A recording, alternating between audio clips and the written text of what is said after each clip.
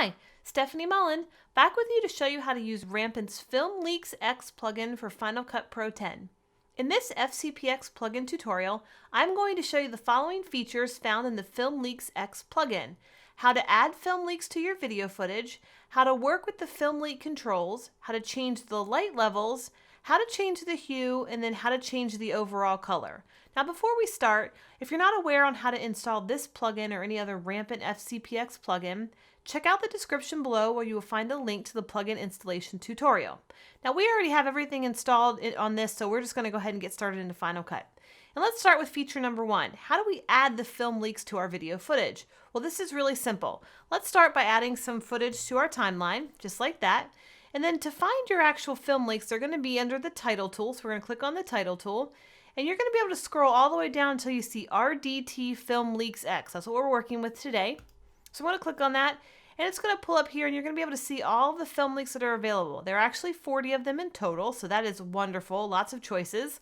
And if you want to see a preview, all you can do, you can actually scrub through like this, like do a little skimming technique and see exactly what the film leak looks like. Or you can highlight it, make a yellow box around it, and press the space bar. There you go. So you get to see the behavior of what the film leak is doing. Now, to get this onto our footage, it's so simple.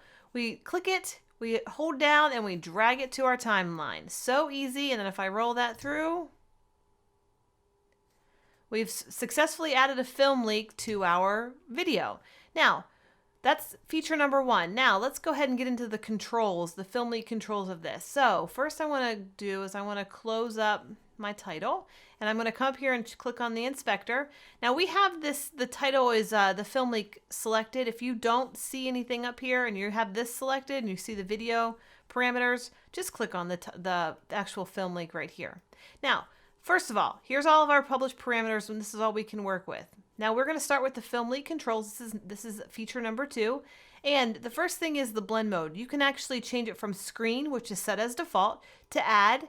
So it's up to you, personal preference, whatever you like. I'm going to keep it on screen. The next thing you can work with is flipping it horizontal or vertical. Okay, so either way, I'm going to keep it, let's see. I think it starts from the front. I actually want it to start from the back. So let's actually flip that. There you go. See how it starts from the back? So easy, so nice. Okay, so that's feature number 2. Let me roll that through again. How you can change the blend mode, and then you can flip it horizontal or vertical. Perfect. Now, moving on to feature number 3, which is the light levels. Now, this is where you're going to be able to work with the brightness and the contrast. And as you can see, you can make it a little brighter. You can take a little bit of the brightness out, or you can make it a little bit, take some more of the white out. You can see it coming in here, the contrast coming in there. So that's pretty nice too. All right, so you can change the look there. Now, what I really like for with the light levels is the fact that I can turn, if I take the contrast back, turn the brightness up so it's pretty opaque, you know, so you can't see the image through. I can use this film leak as a transition, and watch what happens. Let me just add another clip here to my timeline, and I'm just going to copy this, and I'm going to move it down here between the edit point, right? Now, the first thing I like, if I'm making a transition, I like to find the point where it actually covers the frame, which is, let's move this down so we don't have that point there. So about right there. And I'm actually going to put a mark my film leak, and I'm going to line that mark up right over top of my edit point. Now watch this. This is how cool this is. By doing that brightness, I actually created a transition. I love that. That is so great. So you can use the brightness to actually affect the way it looks over your footage, or if you change it like me and you get a little creative, you can use it as a transition. Okay, so pretty cool. I love that feature. Okay, now let's talk about feature number 4, which is changing the hue. And I'm going to actually take the brightness down just a little bit so it's not as bright here. Oops, I'm on the wrong clip. Make sure I'm clipping the right one here. Take this down just a little bit. All right, so we're going to talk about the hue, and what the hue is going to give you is going to give you this nice subtle color to add. So what we can do is, if we can see here, you can change this. See how there's the hue? And if you change the saturation, which is also for the hue, you can actually see it a little better. So let's make it purple. That way you can really see it. So it's going to be this really subtle add of color, just like that. So a little pop, and you can see it really good right about, where was that? Right here. Okay. So you can see it right there. We can now change it to whatever we want. We can dial that color back a little bit. Let's make it, maybe we want to make it green. All right, so you can play with that lots of different ways, change the color. And that's for the subtle. All right, that's to make a subtle color. Now you can also, with this color hue, work with the histograms. And what this is going to do, if you select this and twirl this selection down, you're going to be able to work with the blacks and the whites of this actual light leak. So if I wanted to put more black in, it's actually going to take some of the white out. So you're going to have less of that flash and less of that flare across your frame. If you take some of the black out, of course, it's going to put more white in. The same goes for the white, if you add white in and add white out. So you can play with those.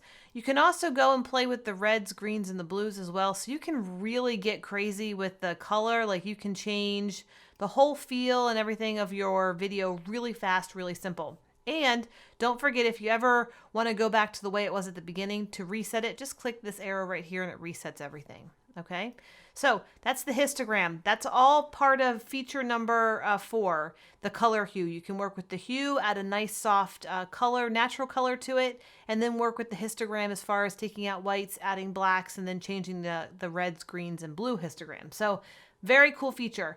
And that takes us to the final feature, which is feature number 5, and that's changing the overall color of the film leak. And that's really simple. All you do is click on the add tint, and there you go. The entire frame now has a different color.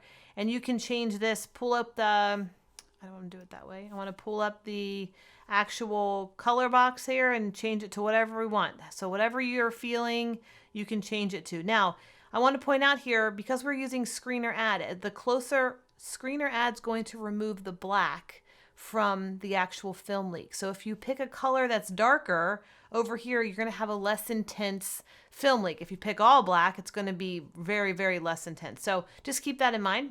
So maybe I want a really nice subtle pink like that, like a dark pink, purpley color, and it's just a real subtle, kind of like a light flare from the sun. All right, that's so simple and easy. I love it. So easy. I cannot believe these are all this power is in this one little FCPX plugin. And that's everything. If you're interested in any more plugins, tutorials, and training, head on over to rampantdesigntools.com. Also, don't forget to subscribe, like, and comment below. Again, I'm Stephanie Mullen with Rampant Design. Thanks for watching. Bye!